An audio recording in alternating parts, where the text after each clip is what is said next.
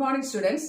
കഴിഞ്ഞ ക്ലാസ്സിൽ നമ്മൾ കുറേ ടേംസിനെ എക്സ്പ്ലെയിൻ ചെയ്തിരുന്നു, ഇലക്ട്രോളിറ്റിക് കണ്ടക്ടിവിറ്റി ആയിട്ട് റിലേറ്റ് ചെയ്തിട്ട്. അതിലെ 2 ടേംസ് ആണ് ഇനി നമുക്ക് കൂടുതൽ എക്സ്പ്ലെയിൻ ചെയ്യാനുള്ളത്. അതിൽ ഒന്നാണ് കെ, കണ്ടക്ടിവിറ്റി ഓർ കാപ്പ. വേറൊരു ടേം മോളാർ കണ്ടക്ടിവിറ്റി, ലാംഡായം. ഈ 2 ടേംസ് ആണ് ഇനി നമുക്ക് ഡീറ്റെയിൽ ആയിട്ട് എക്സ്പ്ലെയിൻ ചെയ്യാം. അപ്പോൾ ഒരു ഇലക്ട്രോലൈറ്റ്, അതിൽ അയോൺസ് ആണ് കറണ്ട് കണ്ടക്ട് ചെയ്യുന്നത് പഠിച്ചു. എല്ലാ ഇലക്ട്രോലൈറ്റ്സിലും പോസിറ്റീവ് നെഗറ്റീവ് അയോൺസ് ഉണ്ടായിരിക്കും. ആ അയോൺസ് ആണ് കറണ്ട് കണ്ടക്ടിവിറ്റിക്ക് കാരണം. അപ്പോൾ നമുക്കിനി മനസ്സിലാക്കാനുള്ളത്, ഒരു ഇലക്ട്രോലൈറ്റ് ഡൈല്യൂട്ട് ചെയ്തു, അതായത് അതിലേക്ക് സോൾവെന്റ് ചേർത്തു, അതായത് വാട്ടർ ചേർത്തു. ഇലക്ട്രോലൈറ്റ് ഡൈല്യൂട്ട് ചെയ്താൽ ഈ കണ്ടക്ടിവിറ്റിക്കും മോളാർ കണ്ടക്ടിവിറ്റിക്കും എന്ത് സംഭവിക്കും? കൂടുകയാണോ അതോ കുറയുകയാണോ ചെയ്യുക? ഇതാണ് നമുക്കിനി പറയാനുള്ളത്. അപ്പോൾ ഫസ്റ്റ് നമ്മൾ കണ്ടക്ടിവിറ്റി കെ ഡൈല്യൂട്ട് ചെയ്യുമ്പോൾ കൂടുകയാണോ കുറയണോ എന്ന് ആദ്യം നോക്കാം.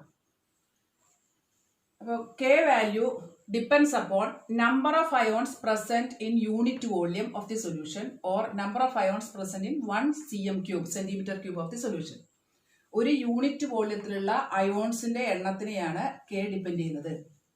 അപ്പോൾ അയോൺസിന്റെ എണ്ണം യൂണിറ്റ് വോള്യത്തിൽ കൂടിയാൽ കെ കൂടും, അയോൺസിന്റെ എണ്ണം കുറഞ്ഞാൽ കെ കുറയും. അപ്പോൾ ഡൈല്യൂട്ട് ചെയ്യുമ്പോൾ എന്താണ് സംഭവിക്കുന്നത്? അയോൺസിന്റെ എണ്ണത്തിന് ഒരു സൊല്യൂഷൻ, ഒരു ഇലക്ട്രോലൈറ്റ് എടുത്തിട്ട് ഡൈല്യൂട്ട് ചെയ്യുമ്പോൾ അയോൺസ് ഡൈല്യൂട്ട് ചെയ്യുന്നതോറും കൂടുതൽ അകലത്തിലേക്ക് പോകും, അട്രാക്ഷൻ കുറയും, അപ്പോൾ അകലത്തിലേക്ക് പോകും. അകലേക്ക് പോകുമ്പോൾ ഒരു യൂണിറ്റ് വോള്യത്തിലുള്ള അയോൺസിന്റെ എണ്ണം കുറയും.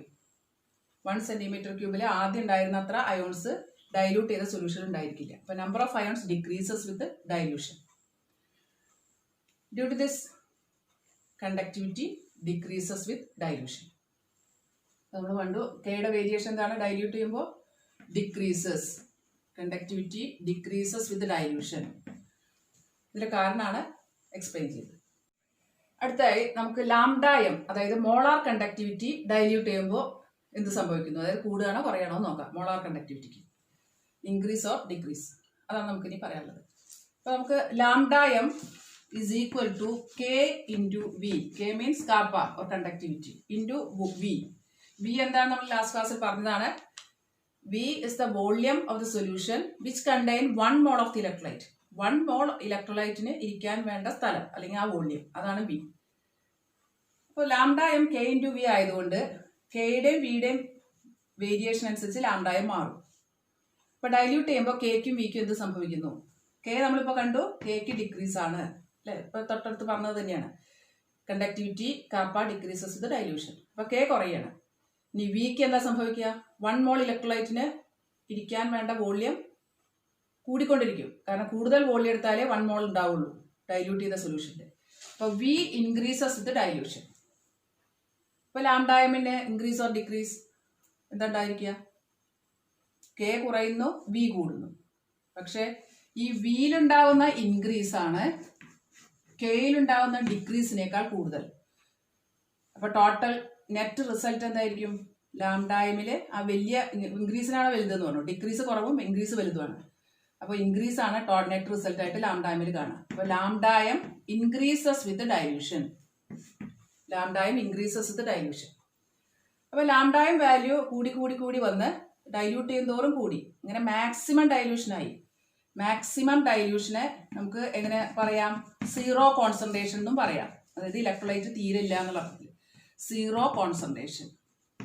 മാക്സിമം മീൻസ് ഇൻഫിനിറ്റ് അല്ലേ? മാക്സിമം എന്ന് പറഞ്ഞാൽ ഏറ്റവും വലിയ വാല്യൂ ഇൻഫിനിറ്റിയാണ്. അപ്പോൾ ഇൻഫിനിറ്റ് ഡൈല്യൂഷൻ അല്ലെങ്കിൽ മാക്സിമം ഡൈല്യൂഷനിൽ അല്ലെങ്കിൽ സീറോ കോൺസെൻട്രേഷനിൽ ഉള്ള ലാംഡായം, അതായത് മോളാർ കണ്ടക്ടിവിറ്റി, അതിനെയാണ് നമ്മൾ ലാംഡായം സീറോ എന്ന് റെപ്രസെന്റ് ചെയ്യും. ലാംഡായം സീറോ, അതായത് കോൺസെൻട്രേഷൻ സീറോ എന്നുള്ള അർത്ഥത്തിൽ. അതല്ലെങ്കിൽ ലാംഡായം ഇൻഫിനിറ്റി, അതായത് ഇൻഫിനിറ്റ് ഡൈല്യൂഷൻ എന്നുള്ള അർത്ഥത്തിൽ. അപ്പം ലാംഡായം ഇൻഫിനിറ്റി അല്ലെങ്കിൽ ലാംഡായം സീറോ, ഇത് രണ്ടും ഒന്ന് തന്നെയാണ്. അത് ലാംഡായം ഇൻ്റെ മാക്സിമം വാല്യൂ ആണ്. എപ്പോഴാണ് മാക്സിമം വാല്യൂ കിട്ടുന്നത്? മാക്സിമം ഡൈല്യൂഷൻ ആകുമ്പോൾ അല്ലെങ്കിൽ സീറോ കോൺസെൻട്രേഷൻ ആകുമ്പോൾ. അങ്ങനെ ലാംഡായമിൻ്റെ മാക്സിമം വാല്യൂവിനെ വിളിക്കുന്ന പേരാണ് ലിമിറ്റിംഗ് മോളാർ കണ്ടക്ടിവിറ്റി. ലിമിറ്റിംഗ് എന്ന് പറഞ്ഞാൽ ലിമിറ്റ്, മാക്സിമം ലിമിറ്റ് ആണത്. ഇനി മോളാർ കണ്ടക്ടിവിറ്റി ഇൻക്രീസ് ചെയ്യാനില്ല, മാക്സിമം എത്തിക്കഴിഞ്ഞു. ആ ഏറ്റവും വലിയ ലാംഡായമിനെ വിളിക്കുന്ന പേരാണ് ലാംഡായം ഇൻഫിനിറ്റി അല്ലെങ്കിൽ ലാംഡായം സീറോ. എപ്പോഴാണ് ഈ ലാംഡായം ഇൻഫിനിറ്റി അല്ലെങ്കിൽ ലാംഡായം സീറോയിലേക്ക് എത്തുക? സീറോ കോൺസെൻട്രേഷനിൽ അല്ലെങ്കിൽ ഇൻഫിനിറ്റ് ഡൈല്യൂഷനിൽ. അപ്പോൾ ലാംഡായം ഡൈല്യൂട്ട് ചെയ്യുന്നതോറും കൂടുന്നുണ്ടെങ്കിൽ കൂടി സ്ട്രോങ് ഇലക്ട്രോലൈറ്റ്സിൽ ഉണ്ടാകുന്ന ഇൻക്രീസ് അല്ല വീക്ക് ഇലക്ട്രോലൈറ്റ്സ് ഉണ്ടായിരിക്കുക. എല്ലാ ഇലക്ട്രോലൈറ്റ്സിലും ലാംഡായം ഇൻക്രീസ് തന്നെയാണ് ഡൈല്യൂട്ട് ചെയ്യുമ്പോൾ, പക്ഷെ ആ ഇൻക്രീസിന് വ്യത്യാസമുണ്ട്. സ്ട്രോങ് ഇലക്ട്രോലൈറ്റിൽ വളരെ യൂണിഫോം ആയിട്ട് വളരെ റെഗുലർ ആയിട്ടുള്ള ഒരു ഇൻക്രീസ് ആണ് കാണിക്കുന്നത് ലാംഡായം, എന്നിട്ട് മാക്സിമം ലാംഡായം സീറോയിലേക്ക് എത്തുകയാണ് ചെയ്യുന്നത്. പക്ഷെ ഒരു വീക്ക് ഇലക്ട്രോലൈറ്റിന്റെ കേസിൽ ഈ ഇൻക്രീസ് റെഗുലർ അല്ല, അല്ലെങ്കിൽ യൂണിഫോം അല്ല. ഫസ്റ്റ് ചെറിയ ഇൻക്രീസും പിന്നെ കുറച്ച് കഴിഞ്ഞ് വളരെ ലോ കോൺസെൻട്രേഷനിലേക്ക് എത്തിയാൽ അല്ലെങ്കിൽ മാക്സിമം ഡൈലൂഷൻ്റെ അടുത്തെത്തുമ്പോൾ ഷാർപ്പ് ഇൻക്രീസുമാണ്. അപ്പോൾ നോൺ യൂണിഫോം ആയിട്ടുള്ള ഒരു ഇൻക്രീസ് ആണ്. രണ്ടും ഇൻക്രീസ് ആണെങ്കിൽ കൂടി ഇതിൽ യൂണിഫോം ഇൻക്രീസ് ആണെങ്കിൽ ഇതിൽ നോൺ യൂണിഫോം ആയിട്ടുള്ള ഒരു ഇറഗുലർ ആയിട്ടുള്ള ഒരു ഇൻക്രീസ് ആണ് വരുന്നത് മാത്രം. അപ്പോൾ നമുക്ക് അറിയേണ്ടത് ഇനി വീക്ക് ഇലക്ട്രോലൈറ്റ്സിന് എക്സാമ്പിൾസ് ഏതൊക്കെയാണ്, അത് ഇതുപോലെ കൃത്യമായിട്ട് ഈ മൂന്നെണ്ണം പഠിച്ചു വരും. NH4OH, CH3COOH, H2O. NH4OH ammonium hydroxide ആണ്. CH3COOH അസറ്റിക് ആസിഡ്, വിനാഗിരി, അതിൻ്റെ ഡൈലൂട്ട് സൊല്യൂഷനാണ് നമ്മൾ വിനാഗിരി എന്ന് പറയാം, വിനെഗർ. ഇനി വാട്ടർ H2O വീക്ക് ഇലക്ട്രോലൈറ്റ് ആണ്. ഇതൊക്കെ നമ്മൾ കഴിഞ്ഞ വർഷം കോമൺ അയോൺ ഇഫക്റ്റ് ഒക്കെ പറഞ്ഞ രണ്ട് സബ്സ്റ്റൻസ് ആണ്. H2Oയും ഈക്വിലിബ്രിയം എന്നുള്ള ചാപ്റ്ററിൽ ഡിസ്കസ് ചെയ്തതാണ്. അപ്പം 3 വീക്ക് ഇലക്ട്രോലൈറ്റ് എപ്പോൾ ചോദിച്ചാലും പറയണം. ഈ മൂന്നും അല്ലാത്തത് മിക്കവാറും ക്വസ്റ്റ്യൻസിൽ വരുമ്പോൾ അത് സ്ട്രോങ് ഇലക്ട്രോലൈറ്റ്സ് ആയിരിക്കും. അതായത് എല്ലാ സ്ട്രോങ് ആസിഡുകളും സ്ട്രോങ് ഇലക്ട്രോലൈറ്റ് ആണ്, എല്ലാ സ്ട്രോങ് ബേസുകളും സ്ട്രോങ് ഇലക്ട്രോലൈറ്റ്സ് ആണ്. പിന്നെ സ്ട്രോങ് ആസിഡും സ്ട്രോങ് ബേസും കൂടി ഉണ്ടാക്കിയ സോൾട്ടുകളൊക്കെ സ്ട്രോങ് ഇലക്ട്രോലൈറ്റ്സിൽ പെടും. അതായത് കൂടുതലും സ്ട്രോങ് ഇലക്ട്രോലൈറ്റ്സ് ആണെന്ന് അർത്ഥം. ഈ മൂന്നെണ്ണം മാത്രമാണ് week electrolytes, NH4OH, CH3COOH, H2O. അപ്പോൾ ഈ ഒരു ഡിഫറൻസ് നമുക്ക് അറിഞ്ഞിരിക്കണം. പിന്നെ ലാംഡായം ഒരു സ്ട്രോങ് ഇലക്ട്രോലൈറ്റിന്റെ കേസിൽ ലാംഡായം കൂടാനുള്ള ഒരു കാരണം നമുക്ക് വേണമെങ്കിൽ പറയാം, അയോൺസ് ഓൾറെഡി ഉണ്ട് അതിൽ. കാരണം കംപ്ലീറ്റ്ലി അയണൈസ്ഡ് ആയിരിക്കുമല്ലോ സ്ട്രോങ് ഇലക്ട്രോലൈറ്റ്സ്, അറിയാം. കംപ്ലീറ്റ് അയണൈസേഷൻ നടക്കുന്നതാണ് സ്ട്രോങ് ഇലക്ട്രോലൈറ്റ്. ഇനി ആ അയോൺസിന്റെ മൂവ്മെന്റ് അല്ലെങ്കിൽ മൊബിലിറ്റി കൂടും എന്ത് ചെയ്യുമ്പോൾ, ഡൈല്യൂട്ട് ചെയ്യുമ്പോൾ. അതൊരു കാരണമാണ് ലാംഡായം കൂടാൻ. ഡൈല്യൂട്ട് ചെയ്യുമ്പോൾ ഈ അയോൺസ് ഇത് അയണൈസ് ചെയ്യുന്നത് K+ഉം Cl- അല്ലെങ്കിൽ Na+ഉം Cl- ഓൾറെഡി അയണൈസ്ഡ് ആണ്. അയോൺസിന്റെ സ്പീഡ് അല്ലെങ്കിൽ മൊബിലിറ്റി കൂടുന്നതുകൊണ്ട് ലാംഡായം കൂടുന്നു എന്ന് പറയാം. ഇനി വീക്ക് ഇലക്ട്രോലൈറ്റിന്റെ കേസിലോ 2 ഫാക്ടേഴ്സ് അനുകൂലമായിട്ട് വരുന്നുണ്ട് ഡൈല്യൂട്ട് ചെയ്യുമ്പോൾ. ഏതൊക്കെയാണ് 2 ഫാക്ടേഴ്സ്? ആ ചെറിയൊരു അയണൈസേഷനേ ഉള്ളൂ വീക്ക് ഇലക്ട്രോലൈറ്റിൽ, ആ അയണൈസേഷന്റെ ഡിഗ്രി കൂടും, അതുപോലെ തന്നെ മൊബിലിറ്റിയും കൂടും, ഉണ്ടാകുന്ന അയോൺസിന്റെ സ്പീഡും കൂടും. അപ്പോൾ 2 ഫാക്ടേഴ്സ് അവിടെ അനുകൂലമായിട്ട് വരുന്നുണ്ട്. സ്പീഡും കൂടുന്നുണ്ട്, അയണൈസേഷൻ റേറ്റും കൂടുന്നുണ്ട്, കൂടുതൽ അയോൺസും ഫോം ചെയ്യുന്നുണ്ട് ഡൈല്യൂട്ട് ചെയ്യുമ്പോൾ. അതുകൊണ്ടാണ് അവിടെ ലാംഡായം ഡൈല്യൂട്ട് ചെയ്യുമ്പോൾ കൂടുന്നത്. ഇപ്പോൾ 2 കാര്യങ്ങൾ നമുക്ക് മനസ്സിലായി. അപ്പോൾ ഡിഫറൻസ് എങ്ങനെയാണ്, ഈ ഡിഫറൻസ് ഒന്ന് നമുക്ക് ഗ്രാഫിക്കലായിട്ട് റെപ്രസെന്റ് ചെയ്യാം. സ്ട്രോങ് ഇലക്ട്രോലൈറ്റിന്റെ വീക്ക് ഇലക്ട്രോലൈറ്റിന്റെ ഡൈല്യൂഷൻ അനുസരിച്ചുള്ള ഇൻക്രീസിന്റെ വ്യത്യാസം നമുക്ക് ഒന്ന് എക്സ്പ്ലെയിൻ ചെയ്യാം ഗ്രാഫിക്കൽ മെത്തേഡിൽ. സ്ട്രോങ് ഇലക്ട്രോലൈറ്റ്സിന്റെ കേസിൽ ഈ ലാംഡായം റൂട്ട്സ് കോൺസെൻട്രേഷൻ അനുസരിച്ച് വേരിയേഷൻ കാണിക്കുന്ന ഒരു ഇക്വേഷൻ വെച്ച് എക്സ്പ്ലെയിൻ ചെയ്യാം. ആ ഇക്വേഷൻ 3 പേര് കൂടി കണ്ടെത്തിയതാണ്. ഡി-ബൈ-ഹക്കൽ-ഓൺസാഗർ ഇക്വേഷൻ. 3 പേര് കൂടി കണ്ടെത്തിയോണ്ട് 3 പേരുള്ള ഒരു ഇക്വേഷനാണ് ഡി-ബൈ-ഹക്കൽ-ഓൺസാഗർ ഇക്വേഷൻ. അത് സ്ട്രോങ് ഇലക്ട്രോലൈറ്റ്സിന്റെ ഇക്വേഷനാണ്. സ്ട്രോങ് ഇലക്ട്രോലൈറ്റ്സിൽ ലാംഡായമിന്റെ ഡൈല്യൂഷൻ അനുസരിച്ചുള്ള വേരിയേഷൻ കാണിക്കുന്ന ഇക്വേഷനാണ്. ആ ഇക്വേഷൻ ഇതാണ്: lambda m equal to ലാംഡായം 0 minus A√C. അപ്പോൾ ഈ ഇക്വേഷനിൽ ലാംഡായം എന്ന് പറഞ്ഞാൽ molar conductivity at concentration C. Lambda m 0 എന്ന് പറഞ്ഞാൽ പഠിച്ചു കഴിഞ്ഞതാണല്ലേ, ലിമിറ്റിംഗ് മോളാർ കണ്ടക്ടിവിറ്റി അല്ലെങ്കിൽ മാക്സിമം ഡൈലൂഷൻ എത്തുമ്പോഴുള്ള കണ്ടക്ടിവിറ്റി അല്ലെങ്കിൽ 0 കോൺസെൻട്രേഷനിലുള്ള കണ്ടക്ടിവിറ്റി. പിന്നെ C എന്ന് പറഞ്ഞാൽ concentration of the solution electrolyte. A is a constant that depends upon the type of electrolyte. Electrolyte ഇപ്പോൾ NaCl ആണെങ്കിൽ നമ്മൾ പറയും അത് 1,1 ടൈപ്പ് ഇലക്ട്രോലൈറ്റ് ആണ്. കാരണം അതിൽ നിന്ന് ഒരു Na+1+ഉം ഒരു Cl- ഉണ്ടാവും. ഇനി CaCl2 ആണെങ്കിൽ നമ്മൾ എന്ത് പറയും, അതിൽ നിന്ന് എന്തൊക്കെ കിട്ടും? Ca2+ഉം 2 Cl-ഉം. ആ ചാർജാണ് Ca-യുടെ മുകളിൽ 2+ ചാർജ്, അപ്പോൾ 2, പിന്നെ Cl-ന്റെ മുകളിൽ -1 ചാർജ്, അപ്പോൾ 2,1 ടൈപ്പാണ് ഇലക്ട്രോലൈറ്റ്. MgSO4 ഏത് ടൈപ്പ് ഇലക്ട്രോലൈറ്റ് ആയിരിക്കും? കാരണം Mgക്ക് 2+ ആണ് ചാർജ്, SO4ന് 2- ആണ് ചാർജ്, അപ്പോൾ അത് 2,2 ഇലക്ട്രോലൈറ്റ് ആയിരിക്കും. 2,2 ടൈപ്പ് ഇലക്ട്രോലൈറ്റ്. എല്ലാ 2,2 ടൈപ്പ് ഇലക്ട്രോലൈറ്റ്സിനും ഒരേ വാല്യൂ ആയിരിക്കും A എന്നുള്ള കോൺസ്റ്റന്റ്. അതുപോലെ എല്ലാ 1,1 ടൈപ്പ് ഇലക്ട്രോലൈറ്റിനും കോൺസ്റ്റന്റ് A ആയിരിക്കും. അതാണ് ടൈപ്പ് ഓഫ് ഇലക്ട്രോലൈറ്റിനെ ഡിപ്പെൻഡ് ചെയ്യുന്നു എന്ന് പറയുന്നത്. ഇനി നമുക്ക് ഈ ഇക്വേഷൻ ശ്രദ്ധിച്ചാൽ മനസ്സിലാവും. അത് നമ്മൾ മുമ്പ് പഠിച്ചിട്ടുള്ള അല്ലെങ്കിൽ മാത്സിലൊക്കെ സ്ഥിരമായിട്ട് പറയുന്ന y is equal to mx plus c എന്നുള്ള ഇക്വേഷന്റെ ഫോമാണ് അല്ലേ. y is equal to mx plus c എന്നുള്ള ഫോമിലേക്ക് നമുക്ക് ഈ ഇക്വേഷനെ മാറ്റാം. d by ഹക്കലോൺ-സാഗർ ഇക്വേഷനെ മാറ്റാം. yക്ക് പകരമാണ് ലാംഡായം, സിക്ക് പകരം സി എന്ന് പറഞ്ഞാൽ y ഇന്റർസെപ്റ്റ് ആണ് അല്ലെ, ഗ്രാഫിലെ y ഇന്റർസെപ്റ്റ് ആണ്, അത് ലാംഡായം 0 ആയിരിക്കും. ഇനി സ്ലോപ്പ് ആണ് m, -a ആണ് സ്ലോപ്പ്, -a സ്ലോപ്പ്. എക്സ് ആക്സിസിൽ √c വരയ്ക്കണം. അപ്പൊ അങ്ങനെ എക്സ് ആക്സിസിൽ √cയും y ആക്സിസിൽ ലാംഡായും കൂടി വരച്ചാൽ നമുക്ക് y is equal to mx plus c യുടെ ഗ്രാഫ്, അതായത് ഒരു സ്ട്രേറ്റ് ലൈൻ ഗ്രാഫ് കിട്ടും. ആ സ്ട്രേറ്റ് ലൈൻ ഗ്രാഫിന്റെ y ഇന്റർസെപ്റ്റ് ലാംഡായം 0 ആയിരിക്കും. അത് നമുക്ക് ഈ ഇക്വേഷന് മനസ്സിലായിട്ടുണ്ട്. പിന്നെ നമുക്കൊന്ന് വരച്ചു നോക്കാം. അത് അപ്പൊ നമുക്ക് ഏതിന്റെ ഗ്രാഫാണ് വരയ്ക്കാനുള്ളത്? ലാംഡായം ഈക്വൽ ടു ലാംഡായം 0 മൈനസ് a√c യുടെ ഗ്രാഫ്, അതായത് d by ഹക്കലോൺ-സാഗർ ഇക്വേഷന്റെ ഗ്രാഫ്. ഏതിന്റെ കേസിലാണ്? സ്ട്രോങ് ഇലക്ട്രോലൈറ്റിന്റെ കേസിലാണ് നമ്മൾ വരയ്ക്കുന്നത്. സ്ട്രോങ് ഇലക്ട്രോലൈറ്റ്സിന്റെ എക്സാമ്പിളൊക്കെ നമുക്ക് മനസ്സിൽ വേണം. ഏത് സ്ട്രോങ് ഇലക്ട്രോലൈറ്റ് ചോദിച്ചാലും നമുക്ക് ഇത് തന്നെയാണ് വരയ്ക്കേണ്ടത്. അപ്പൊ ഗ്രാഫ് വരയ്ക്കുമ്പോൾ നമുക്കറിയാം y is equal to mx plus c ഗ്രാഫാണ്. √c ആണ് എക്സ് ആക്സിസിൽ വരുന്നത്, ലാംഡായം ആണ് y ആക്സിസിൽ വരുന്നത്.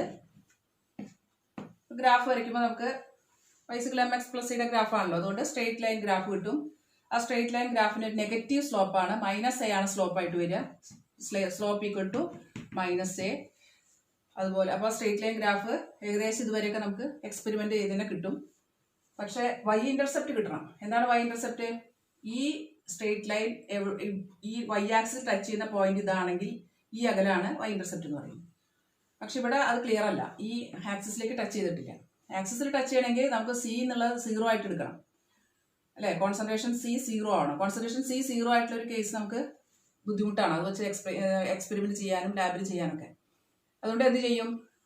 നമുക്ക് പറ്റുന്നിടത്തോളം കോൺസെൻട്രേഷൻ വരെ ചെയ്തു എക്സ്പെരിമെന്റ്, എന്നിട്ട് കിട്ടിയ ഉത്തരം അല്ലെങ്കിൽ ആ സ്ട്രേറ്റ് ലൈനെ നമ്മൾ ഇനി നീട്ടി വരയ്ക്കും. അതിനെയാണ് എക്സ്ട്രാപ്പുലേറ്റ് ചെയ്യാന്ന് പറയുന്നത്.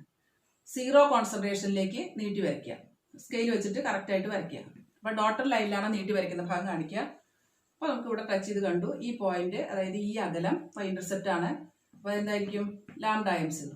അങ്ങനെ y ഇന്റർസെപ്റ്റ് ഈ ഇക്വേഷനിൽ y ഇന്റർസെപ്റ്റ് ലാംഡായം 0 ആണ്. എന്നിട്ട് ഇവിടെ എഴുതുക y intercept is ലാംഡായം 0, y intercept ലാംഡായം 0 or ലാംഡായം infinity.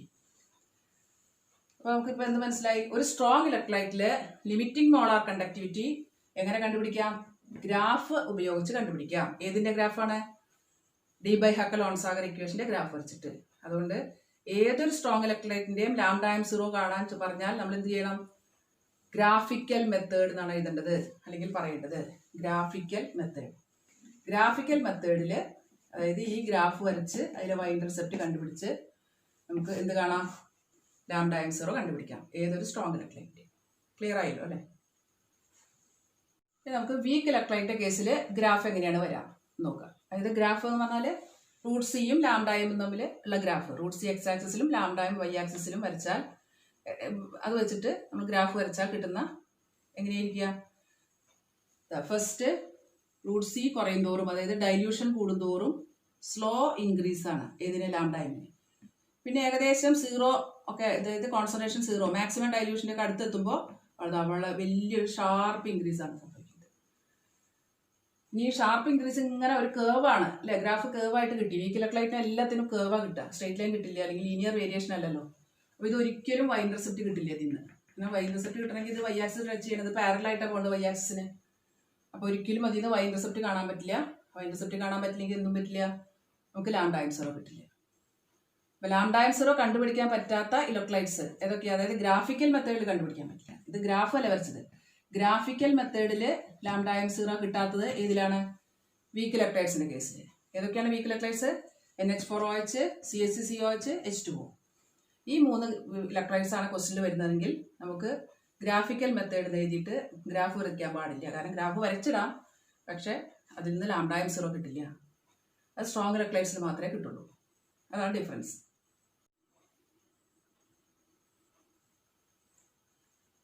Week ഇലക്ട്രോലൈറ്റ്സിന്റെ ലാംഡായം 0 കാണാൻ നമുക്ക് ഗ്രാഫ് വെച്ച് പറ്റില്ല എന്ന് മനസ്സിലായി. അപ്പൊ എങ്ങനെ കാണും ലാംഡായം 0 അല്ലെങ്കിൽ ലാംഡായം ഇൻഫിനിറ്റി? ഒരു ലോയുടെ സഹായത്തോടെ കണ്ടെത്താൻ പറ്റും. ഏതാണ് ലോ? കോൾറാഷ്യസ് ലോ. സ്പെല്ലിംഗ് വളരെ ശ്രദ്ധിച്ച് പഠിക്കണം. KOHLRAUSCH. കോൾറാഷ്യസ് ലോ ഉപയോഗിച്ചിട്ടാണ് എന്ത് കണ്ടുപിടിക്കുക? ഒരു വീക്ക് ഇലക്ട്രോലൈറ്റിന്റെ ലാംഡായം 0 കണ്ടെത്തുക. ഗ്രാഫ് ഉപയോഗിച്ച് കിട്ടാത്തതുകൊണ്ട്. അപ്പോൾ ഇനി നമുക്ക് എന്തായിരിക്കും പറയാനുണ്ടാവുക? എന്താണ് ഈ കൊൾറാഷ്യസ് ലോ? അപ്പോൾ പ്രത്യേകം ശ്രദ്ധിക്കുക, കൊൾറാഷ്യസ് ലോ വീക്ക് ഇലക്ട്രോലൈറ്റിന് മാത്രമല്ല സ്ട്രോങ് ഇലക്ട്രോലൈറ്റ്സിനും അപ്ലൈ ചെയ്യാം. This law can be apply to all types of electrolytes, that is strong and weak. പക്ഷെ വീക്ക് ഇലക്ട്രോലൈറ്റ്സിന്റെ കേസിൽ അത് λm0 കണ്ടെത്താൻ ഉപയോഗിക്കുന്നു എന്ന് മാത്രം. സ്ട്രോങ് ഇലക്ട്രോലൈറ്റ്സിന്റെ കേസിൽ λm0 ഗ്രാഫ് ഉപയോഗിച്ച് കിട്ടുന്നുണ്ട്. അതുകൊണ്ട് ഇനി നമുക്ക് വേറൊരു മെത്തേഡ് നോക്കേണ്ട ആവശ്യമില്ല. പക്ഷെ വീക്ക് ഇലക്ട്രോലൈറ്റ്സിന്റെ കേസിൽ ഗ്രാഫിൽ നിന്ന് കിട്ടാത്തതുകൊണ്ട് ഗ്രാഫിക്കൽ മെത്തേഡ് ഉപയോഗിക്കാൻ പറ്റുന്നില്ല. അതുകൊണ്ട് കൊൾറാഷ്യസ് ലോയുടെ സഹായത്തോടെയാണ് λm0 കാണുക. അതേസമയം സ്ട്രോങ് ഇലക്ട്രോലൈറ്റ്സിലും നമുക്ക് കൊൾറാഷ്യസ് ലോ അപ്ലൈ ചെയ്യാം. കൊൾറാഷ്യസ് ലോയുടെ സ്റ്റേറ്റ്മെൻറ്റ്, റെപ്രസെൻറ്റേഷൻ എന്നിവ നമുക്ക് അടുത്ത ക്ലാസ്സിൽ ഡിസ്കസ് ചെയ്യാം. Thank you.